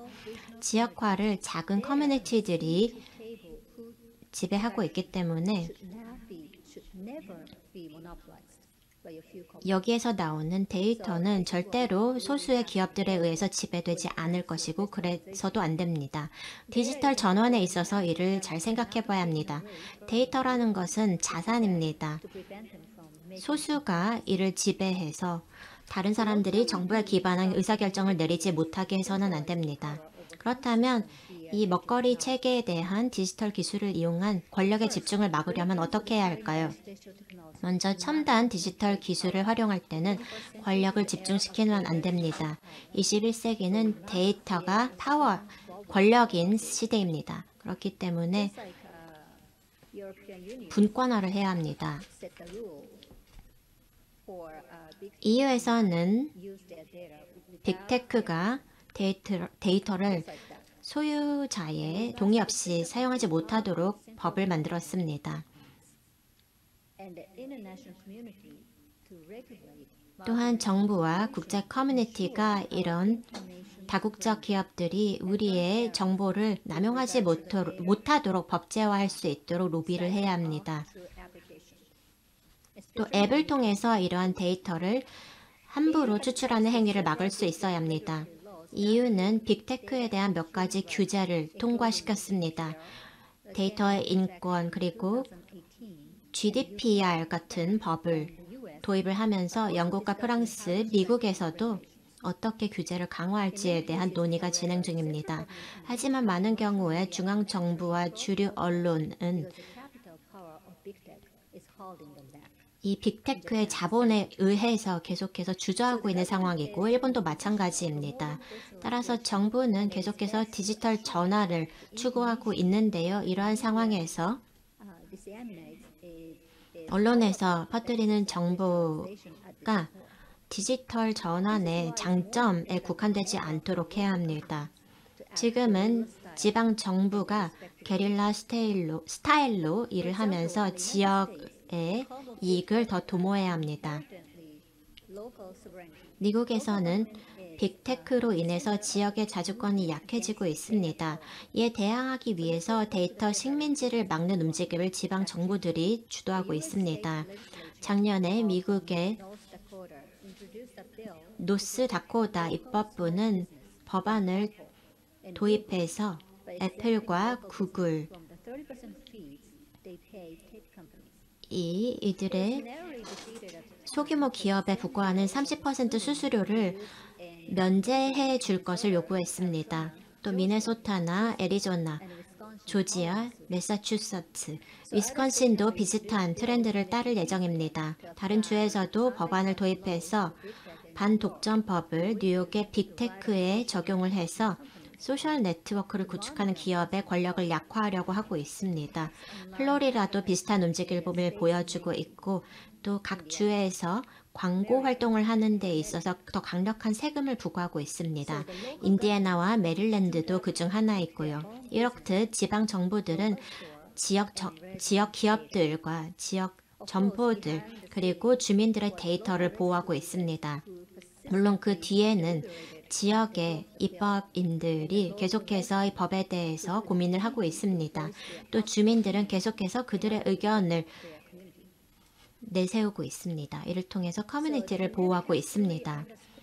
팬데믹은 이러한 움직임의 중요성을 강조하고 있습니다. 지속 가능한 먹거리 체계가 지역적이라는 것을 보여주고 있습니다. 미래에 중요한 것은 공공조달을 각 지역에서 하는 것이 될 것입니다. 일본에서는 급격하게 확산되고 있는 움직임이 있는데요. 바로 학교 급식에서 지역 먹거리를 이용하는 것입니다. 학교 급식은 아이들이 1년에 먹는 음식의 6분의 1을 차지하는데요. 보통은 수입된 저렴한 식품이나 가공식품이 사용되고 있습니다. 그런데 여기서 지역식품으로 전환이 되고 있습니다. 최대한 비료를 적게 사용하는, 살충제를 적게 사용하는 농민들이 수확한 작물들입니다. 그래서 이를 성공적으로 달성한 도시가 바로 에히메현의 이마바리 시인데요.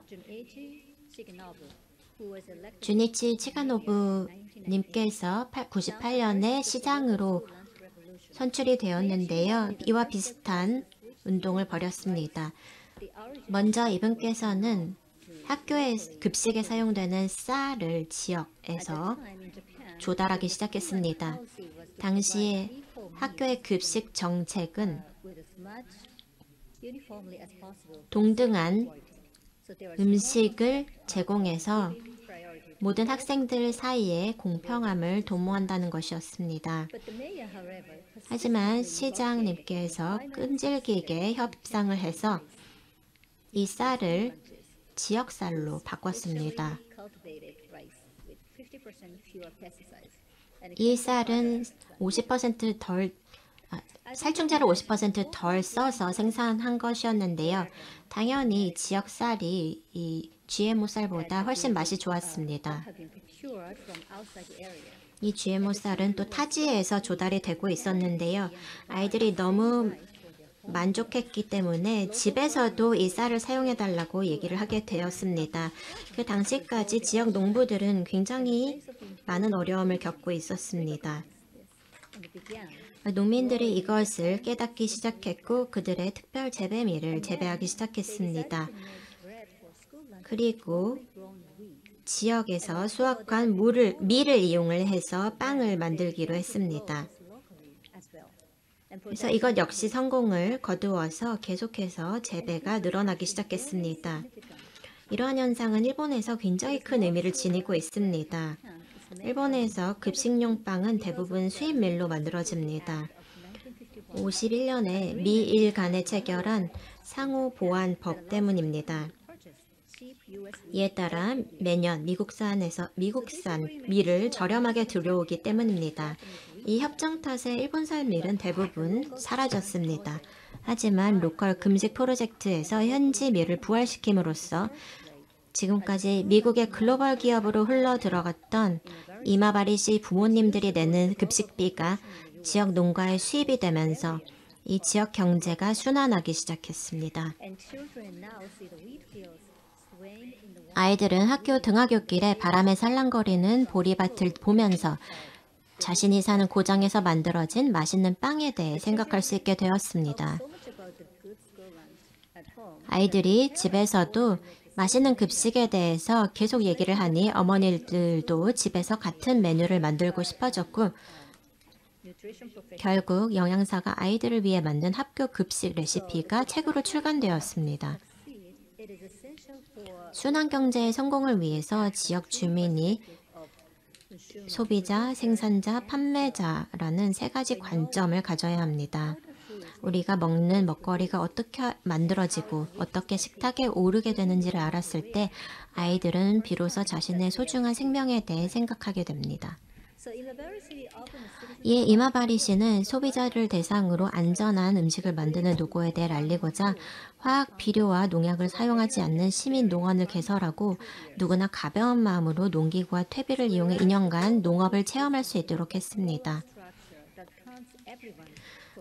글로벌 푸드 시스템이 하나의 거대한 주주하에서 다양한 입장을 가진 사람들을 단순히 소비자로 전락시켜버리는 양극화 구조대라면 지역 전체를 순환하는 하나의 생명체로 파악하는 로컬 푸드 시스템 하에서는 모두가 다양한 시선을 가지고 있습니다.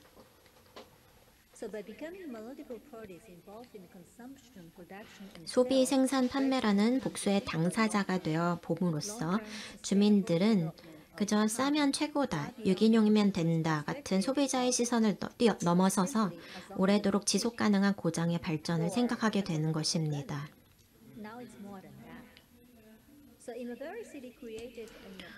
이마바리시는 2006년에 이마바리시 먹거리와 농업고장 만들기 조례를 제정했습니다. 이를 통해서 지역 농가와 학교 급식, 환경과 지역 경제 발전을 추진하고 있습니다. 이처럼 지역화를 추진할 때 지방정부가 굉장히 중요합니다. 일본의 중앙정부는 대규모 농업을 권장하고 외국 기업들이 쉽게 농지를 구입할 수 있도록 규제를 완화하고 있습니다. 한편 각 지자체장이 지역의 소규모 농가를 지키는 독자적인 지방의 규칙을 내놓으면서 획일화되지 않은 다양한 공동체를 구축하고자 노력하고 있습니다. 전 세계적으로 이 할인형 슈퍼마켓에서 매일 쇼핑하는 가족들을 대상으로 설문조사를 했는데요. 아이들의 소변에서 많은 화학물질을 발견했습니다. 하지만 2주 동안 유기농만을 먹였을 때 더 이상 이런 화학물질이 소변에서 검출되지 않았습니다. 아이들이 변화하는 모습을 보고 부모의 선택 역시 바뀌기 시작했습니다. 이로 인해서 현지 음식점과 또 식료품점의 매입 행동도 달라집니다. 일본은 생량 자급률이 낮고 외국으로부터 수입에 크게 의존하고 있습니다. 저렴한 수입품과의 가격 경제에서 지역 식재료를 기르는 현지 생산자는 피폐해져 갔습니다. 하지만 지자체가 학교 급식의 유기농화를 뒷받침하는 노력을 통해 경제적 보상을 얻을 수 있을 뿐만 아니라 우리가 길러내는 쌀과 채소를 먹고 아이들이 건강하게 자라는 모습을 보면서 지역 발전의 일부를 담당하고 있다는 자긍심을 가지게 됩니다. So the combination of school lunch and organic farming is slowly changing the global food system that has been dependent on free 급식과 유기농업이 결합한 이러한 노력은 물에 던진 작은 돌이 겹겹이 동심원을 만들어 나가며 퍼져나가듯이 기존의 자유무역 의존식 글로벌 푸드 시스템의 변화를 일으키고 있습니다.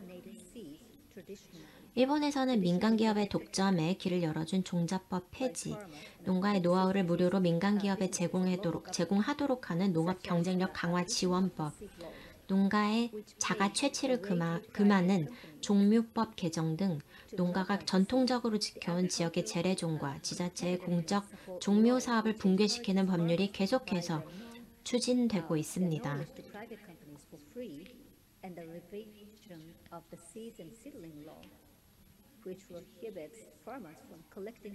이로 인해서 굉장히 어려운 상황이 벌어지고 있습니다. 국가 정부에서 농민들을 단일 재배로 향하도록 등을 떠미고 있는 것입니다. 특히 식량 위기 리스크가 확대되는 지금 그 근원인 종자를 사수해야만 합니다. 몇몇 글로벌 기업들이 전 세계의 종자를 독점해서 경쟁하고 있는 상황입니다.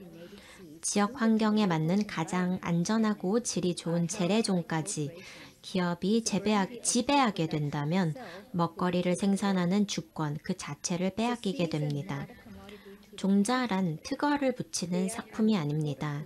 지역의 중요한 공동재산입니다. 이는 굉장히 중요한 점입니다. 특히 농업의 디지털 전환에서 반드시 생각해 볼 문제입니다. 제 남편이 참의원 의원인데요. 현재 지역의 종자를 공공자산으로 보호하고 지역 생산자의 노하우를 남기기 위해 국가와 지방정부에서 재정을 보조하는 로컬 푸드법과 조례를 통과시키고자 노력하고 있습니다. 지진에서 태풍까지 또 게릴라 호우까지 1년 내내 자연재해가 끊이지 않는 일본에서는 지역 종자의 다양성을 유지하는 것이 주민의 생명과 직결되는 방제 면에서도 매우 중요합니다. 중앙정부는 쌀의 품종을 줄이는 방향에 있지만 재해 시에는 주식인 쌀이 각 지역별로 약 300개 종이나 되는 이 다양성이 리스크에 대한 해지 역할을 해주고 있습니다. 이 법과 지방 조례에 따라 국가가 책임지고 지역의 종자를 보호하고 로컬 순환형 식량 자급 제도를 확립하기 위해 연구 자금과 기술을 제공하며 아까 말씀드린 이마바리 시와 같은 독자적인 로컬화 계획이 확실한 예산을 확보할 수 있도록 할 계획입니다. 행정, 소비자, 농가, 학교, 영양사, 의사, 생산자, 유통업자, 현지의 레스토랑 등이 참여해 보다 좋은 순환형 사회를 만들기 위한 의견이나 정보를 공유하면서 그 지역만의 독자적인 먹거리 시스템을 만들어 나가는 로컬 푸드 협의회를 출범시키는 작업도 포함되어 있습니다. 이 시스템이 완성되면 디지털 기술을 사용할 수 있을 것입니다.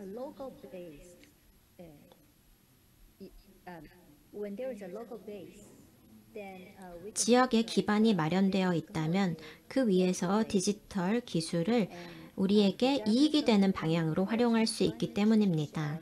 일본 정부는 기후변화 대응책을 장려하고 있습니다. 지금 팬데믹과 우크라이나 분쟁의 여파로 인해 수입 의존도가 높은 일본에서는 해외로부터 농약과 화학 비료를 수입하기 어려워지면서 시기적으로 이를 사용하지 않는 생태 농업으로 전환할 수밖에 없을 것입니다. 지금이 기회라며 제 남편은 전국의 지방 의원들에게 협조를 당부하고 있습니다. 생태 농업으로 전환하면 화학 약품으로 인해 열화된 토양이 소생하고 탄소를 충분히 머금을 힘을 되찾을 수 있기 때문에 강력한 기후 변화 대응책이 될 것입니다. 그렇기에 종자의 주권이 열쇠인 것입니다. 이를 빨리 깨달은 사람들이 로컬 차원에서 활동하고 있습니다. 지역의 종자를 수호하는 이탈리아의 지방 조례, 재래종의 자가 채취 권리를 지키기 위한 브라질의 정책.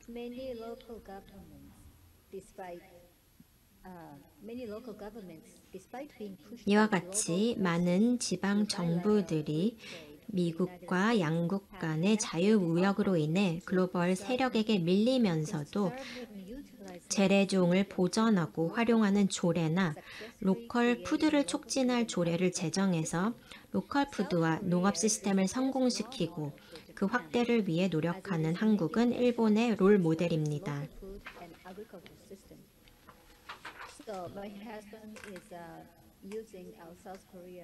제 남편은 한국 모델을 활용해서 자체적으로 일본의 로컬 푸드법을 만들려고 노력하고 있습니다. 중국의 의식 동원이라는 말이 있습니다. 식은 1차 산업인 농업과 생명에 직결되는 건강과 깊은 관련이 있습니다.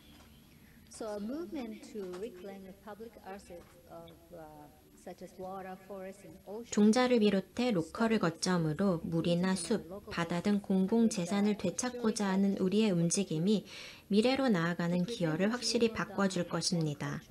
GMO가 지배한 20세기의 단일 재배가 디지털화된 21세기의 단일 재배 2.0 버전으로 발전하지 않도록 하는 데 있어서 중요한 것은 노하우가 아닙니다.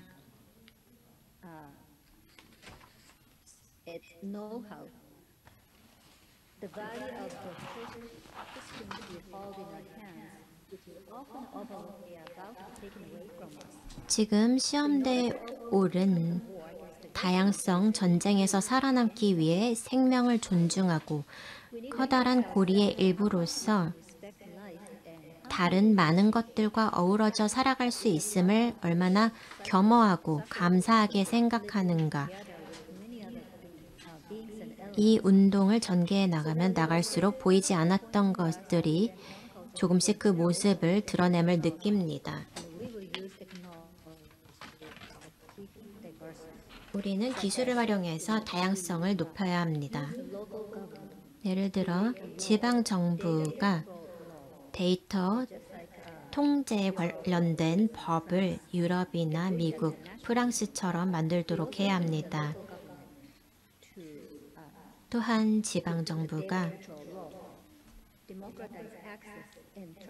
이 법을 통해서 데이터에 대한 접근을 민주화하도록 해야 합니다. 특히 지금은 농업의 디지털화가 부상하고 있고 더 많은 농민들이 앱을 활용하고 있는 상황입니다. 이러한 상황에서 농민들의 데이터가 보호될 수 있도록 해야겠습니다. 그리고 데이터가 투명하게 사용될 수 있도록 해야 합니다. 또한 지역 종자는 공공자산이기 때문에 보호할 필요가 있습니다. 지역의 종자는 글로벌 기업의 최종의 자산이 될 것입니다. 종국에는 이것까지 그들이 소유해서 특허를 출원하려고 할 것입니다. 또 GMO를 피해서 이렇게 특허가 붙은 상품을 사용하지 않도록 해야 합니다. 특허가 있다는 것은 대기업이 지배하고 있다는 의미이기 때문입니다. 또한 지역 언론은 지역만을 위한 자체적인 정보 플랫폼을 구축해야 합니다. 디지털화와 스마트 농업 등 모든 것에 있어서 적절한 정보에 접근할 수 있도록 언론의 노력이 필요할 것입니다. 마지막으로 일본에는 협동조합 시스템을 가지고 있습니다. 이 농협은 저희가 농업을 디지털화할 때 굉장히 중요합니다. 농협은 권력이 한 곳에 집중되어 있는 것이 아니라 각각의 회원들이 목소리를 낼 수 있는 구조이기 때문입니다. 디지털화에 있어서 이를 활용할 수 있을 것입니다. 아이들에게 전해야 합니다. 우리가 지금 추진하는 이 로컬화가 결코 경제나 효율을 위한 방법론이 아닌 살아있는 모든 것을 사랑하는 사상이라는 것을요.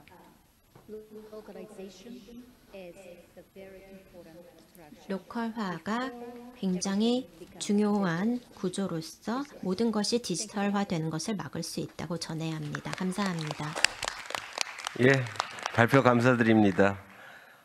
실제로 이제 그 세계 시장이 식량 시장들이 어떻게 이제 발전을 해왔고 또 현재 이제 그 모노컬처 2.0이라고 하는 이런 부분을 갖고 플랫폼화하는 부분에 대한 여러 가지 그 위기 의식들을 이제 경고해주지 않으나 생각이 듭니다.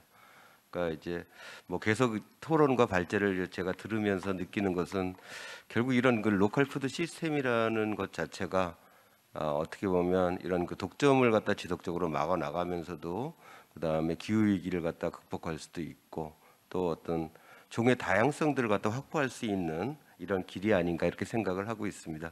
그러니까 많은 분들이 이제 그렇게 얘기를 하셨고 우리 이인우 박사님도 그렇게 얘기하셨는데요.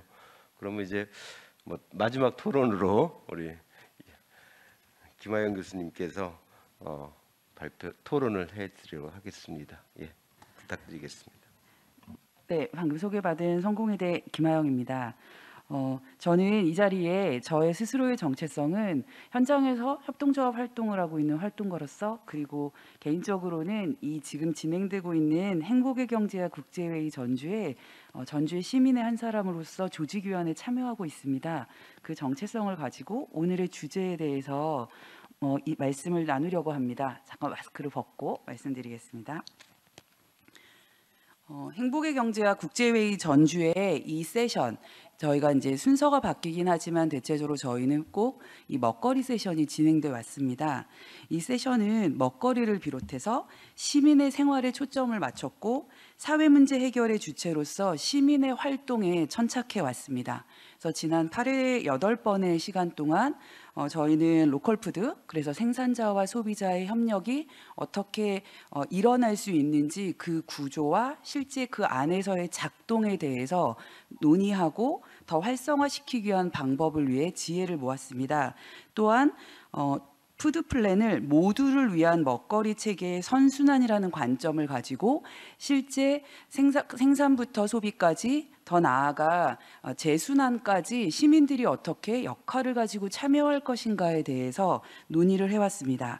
작년에는 기후위기에 대응하는 시민의 먹거리 실천이라는 주제를 가지고 기후위기라는 커다란 문제를 그 지역에서 자기 삶의 근거에서 시민들이 어떻게 대응하고 있는지에 대한 사례들을 공유했습니다. 이렇게 이 세션의 특징은 저는 결국은 시민의 주체적인 실천을 촉진하고 도전을 지지하며 서로 연대하는 논의, 담론의 장이라고 생각합니다.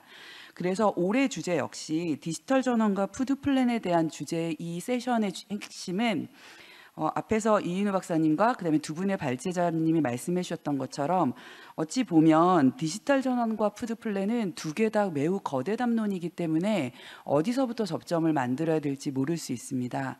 그런데 중요한 건 이 디지털 전환이 분명히 우리 시민들의 삶에 특히 먹거리를 중심으로 하는 생활에 영향을 준다는 겁니다. 그리고 이후에도 우리 사회는 기술과 사회는 끊임없이 변화하기 때문에 이런 유사한 이 지구를 살아가고 있는 시민들의 삶에 위협이 되는 많은 문제들은 만들어질 겁니다. 그 만들어지는 문제에 대해서 어떻게 대응할 것인가도 중요하지만 결국 매번 달라질 수밖에 없는 이 문제를 어떻게 바라보고 어떤 태도를 가질 것인가가 전 더 중요한 본질적인 논의 사항이라고 생각합니다. 그런 측면에서 본다면 오늘 두 발제를 해주신 찌찌미 미카님과 황영모 박사님의 발제에서 제가 개인적으로 영감을 받고 동기부여를 받는 건 주체적인 시민의 실천이라는 부분입니다. 찌찌미카님이 말씀하신 것처럼 한국에서도 한국의 소비자협동조합은 친환경 유기식품 및 생활용품의 이용이라는 비즈니스 주 목적을 갖고 있기 때문에 디지털 전환은 위기이자 기회를 맞고 있습니다. 비즈니스적으로는 실제 친환경 유기식품과 생활용품을 공급하는 편의성을 내세워서 새벽 배송이나 아니면 저원가, 차별화 전략을 내세우는 투자자 소유 기업들의 높은 성장률이 지금 한국 생협에게는 위기입니다. 그리고 조직적인 위기도 있습니다. 소유의식을 가지지 않는 조합원, 이용자 그룹이 확대되고 있고 또 어떤 면에서는 조합원의 한국 생협의 또 다른 조직적인 위기의식을 만들어내는 또 하나의 역량 그룹은 디지털의 발달에 따른 각 지역에서 만들어지고 있는 맘카페입니다. 맘카페는 소유의식이보다는 이용자 연합인데요. 맘카페의 논의들이 실제 지역 생협 비즈니스에 영향을 줍니다. 이런 디지털 전환이 한국 소비자협동조합의 비즈니스적 위기, 조직적 위기를 만들어내고 있는데 이 부분에 대해서 저희가 다른 투자자 소유 기업보다 더 편리함으로 아니면 더 신속함으로 더 저렴함으로 이 문제를 풀 수 없다라고 저는 생각합니다. 그런 측면에서 단순하게 소비자도 생산자도 모두 다 소비하며 생활합니다. 즉 어떤 논의에 있어서 소비자는 소비자의 역할로, 생산자는 생산자의 역할로 구분하고 서로 상대방의 역할을 요구하는 것으로는 이 문제가 해결되지 않는다는 걸 저희는 오랜 시간 동안 경험해 왔습니다. 그래서 생활 세계를 살아가는 시민은 소비자로서의 정체성과 노동을 통해 생산자로서의 정체성을 모두 다 지녀야 하고 이 사회 문제를 바라볼 때 복합적인 지구를 함께 살아가는 시민으로서 이 문제를 바라봐야 한다는 찌찌미미카님의 발제에 대해서 매우 동의하게 됩니다. 그리고 황명무 박사님이 말씀하셨던 푸드플랜의 핵심은 참여와 실천을 전제로 하고 있다는 겁니다. 뿐만 아니라 지역사회 필요와 요구에 입각해야 된다는 게 매우 중요한 활성화의 핵심이라고 생각합니다. 그렇다면 디지털 전환과 푸드플랜의 문제는 어떻게 바라봐야 할까요? 저는 아인슈타인의 말을 좀 빌려서 저의 생각을 전달하고 싶습니다. 아인슈타인은 나에게 문제를 푸는 1시간이 주어진다면 55분은 문제를 정의하는 데 쓰겠다. 그리고 나머지 5분을 해답을 찾겠다라는 말을 했습니다. 지금 현재 디지털 전환이 푸드플랜과 이 시민들의 지역 시민들의 생활 세계에 위협이 될 것이란과 기회가 될 것이라는 다양한 논의들이 있는데 결국 그 논의 안의 핵심은 이 실제 지역에서 살고 있는 시민들이 어떤 점을 문제로 자각하는가, 어떤 점을 기회로 보고 있고 어떤 점을 위험 요인으로 보고 있는가를 모으는 일이 더 중요하다고 생각합니다. 그래서 오늘 오전부터 이 행복의 경제학에서 디지털 전환이라는 주제를 노동의 관점에서 그리고 지금 이 세션에서는 먹거리를 중심으로 생활의 관점에서 그리고 다가올 3세션에는 금융의 관점에서 바라보게 될 텐데요.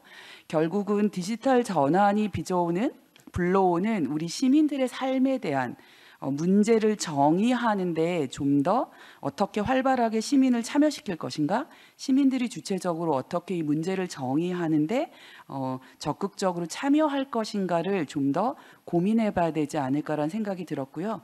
그런 의미에서 이 행복의 경제학 국제회의 전주가 계속 지속적으로 그러한 노력을 하는데 일조하고 있다는 생각을 하게 됩니다. 네, 저는 간단하게 이것으로 저의 토론을 마치겠습니다. 예, 감사합니다. 앞단에서는 이제 우리 이 세션이 이제 어떤 식으로 먹거리를 갖다 지금 생각하고 있고 어떠한 전개를 했는지에 대한 설명을 해주셨고요. 결국은 우리가 이런 행복의 경제학을 만드는 이제 기본적인 취지는 바로 이제 시민들을 조직화하고 이 시민들이 이런 어떤 우리의 어떤 기후 위기라든지 로컬의 중요성들을 정확히 인식하고 이제 그를 기반으로 해서 우리 활동 영역들을 갖다 다양하게 좀 펼쳐나가야 되지 않나 이런 생각을 하고 있습니다. 뭐 거기에 덧붙여서 이런 부분들의 어떤 노력들이 어떤 시정에 많은 도움이 주고 또 거기에 같이 이제 뭔가 협조할 수 있는 기반을 만든다면 더 좋은 것이 아닌가 이렇게 생각을 합니다. 이제 점점 시간이 이제 다가오면서 저희 이 세션도 마감을 해야 될 때가 이제 오지 않았나 생각이 듭니다. 그래서 우리 마지막으로 우리 황 박사님께서 뭐 토론자의 얘기를 듣고 또는 이제 미가의 얘기를 좀 들으셨을 때 이제 어떤 생각이 드는지 좀 마무리 멘트를 좀 해주시면 좋겠습니다. 예. 네, 그 두 분의 토론자께서 주신 말씀이 사실 이 행복의 경제학의 그 취지가 아닐까 싶습니다. 우리가 시민의 수준, 지역의 수준에서 우리의 3터, 1터, 쉼터를 어떻게 조직화할 것이냐가 중요한 과제라고 보고요. 그런 의미에서 이 세션 주제인 푸드 플랜은 우리 그 시민들의 그 안전한 먹거리, 건강한 먹거리를 스스로 조직화하는 우리 지역 사회의 사회 기술로서 우리가 이제 보편화하고 접근해야 될 상황이다 이렇게 봅니다. 이미 우리나라에서는 푸드 플랜이 사회의 주류 정책이 되었습니다. 앞서서 스미미카 선생 말씀처럼 우리의 정책이 일본의 중요한 벤치마킹 대상이 되었다는 점 대단히 고무적입니다. 다만 이제 지역에서 이제 저는 정책을 연구하는 정책 연구자이다 보니 실제로 앞선 이제 스미미카 선생님의 발제 두 분의 지성 토론자의 그 말씀처럼 이것이 시민의 삶과 어떠한 그 점에서 쟁점이 형성되는지 그 점을 앞으로 더 구체적으로 주목하고 문제가 무엇이고 어떻게 해결할지 그 방안을 찾는 게 과제일 것 같습니다. 지금 전주를 중심으로 해서 우리 지역 전라북도에서는 사실 푸드 플랜에 디지털을 입히는 이런 그 방안이 중요한 논의가 되고 있습니다. 예를 들면 공공 먹거리를 공급하는 사업과 활동을 어떻게 디지털화할 것이냐가 공공 섹터에서 논의가 되고 있다라는 점이죠. 이 안에서 지역의 주체성, 또 다양성, 또 시민의 이 데이터의 이런 통제력 이런 것들을 어떻게 갖춰갈 것이냐가 사실 케이스 바이 케이스 디테일한 영역에서 많은 쟁점들이 있다. 이 점에 있어서 우리가 더 많이 조금 더 진공적으로 구체성을 가지고 우리 지역의 주도성을 바탕으로 대응해 나갈 과제가 있다 이렇게 생각을 합니다. 이상으로 마치겠습니다. 예, 감사합니다. 혹시 뭐 이은우 박사님 괜찮습니까? 예. 어떤 의미로서는 이제 저희가 이렇게 처음에 그 디지털 전환에 대해서 먹거리를 어떻게 연결을 시켜야 될까 해서 참 고민을 참 많이 했었습니다. 근데 이제 오늘 이렇게 토론을 하는 걸 보니까 생산에서부터 소비까지 이 디지털 전환이 영향을 상당히 많이 미치고 있었고 또 이런 부분을 우리 이제 시민들의 측면에서 어떻게 이제 만들어 나가야 될까에 대한 여러 가지 대안적인 얘기들도 많이 나오지 않았나 이런 생각이 듭니다. 우리 황 박사님께서 말씀하신 것처럼 여러 가지 어떤 먹거리 어떤 그 먹이 사슬 전체의 어떤 그 공급 체계에서부터 시작해서 이 디지털화라는 것은 근본적으로 우리의 문제들을 일정 정도는 해결할 수 있는 틀들을 이렇게 만들어주지 않나 이런 생각도 들고요. 또 이제 공공급식에 대한 문제, 또 나눔에 있어서도 이제 많은 사람들에게 혜택이 갈 수 있도록 해주는 이런 어떤 나눔 시스템 같은 경우도 이제 우리가 고민해 봐야 될 부분이 아닌가 이렇게 생각이 들었습니다. 하여튼 제가 이제 이 행복의 경제학에 참여한 것도 거의 3년 가까이 되는데요. 이제 이 참여를 하면서 새로운 분야들 또 이제 전 세계적으로 국제적으로도 이런 어떤 그 먹거리에 대한 또 로컬 푸드 시스템에 대한 여러 가지 논의들과 노력들이 또 실천들이 이루어지고 있다라는 걸 보면서 우리가 이렇게 같이 연대하고 같이 노력하면서 하나하나 이렇게 논의해가는 과정들이 또 우리의 지역을 또 세계를 살릴 수 있는 길이 아닌가 이렇게 생각하게 됐습니다. 이상으로 이제 저희 이 세션을 마치도록 하고요. 4시부터 지역금융에서 본 디지털 전환이란 주제로 세션 3이 진행되도록 하겠습니다. 그래서 한 10분간 좀 약간 휴식을 취하시고 다시 이제 모이도록 하겠습니다. 예, 감사합니다.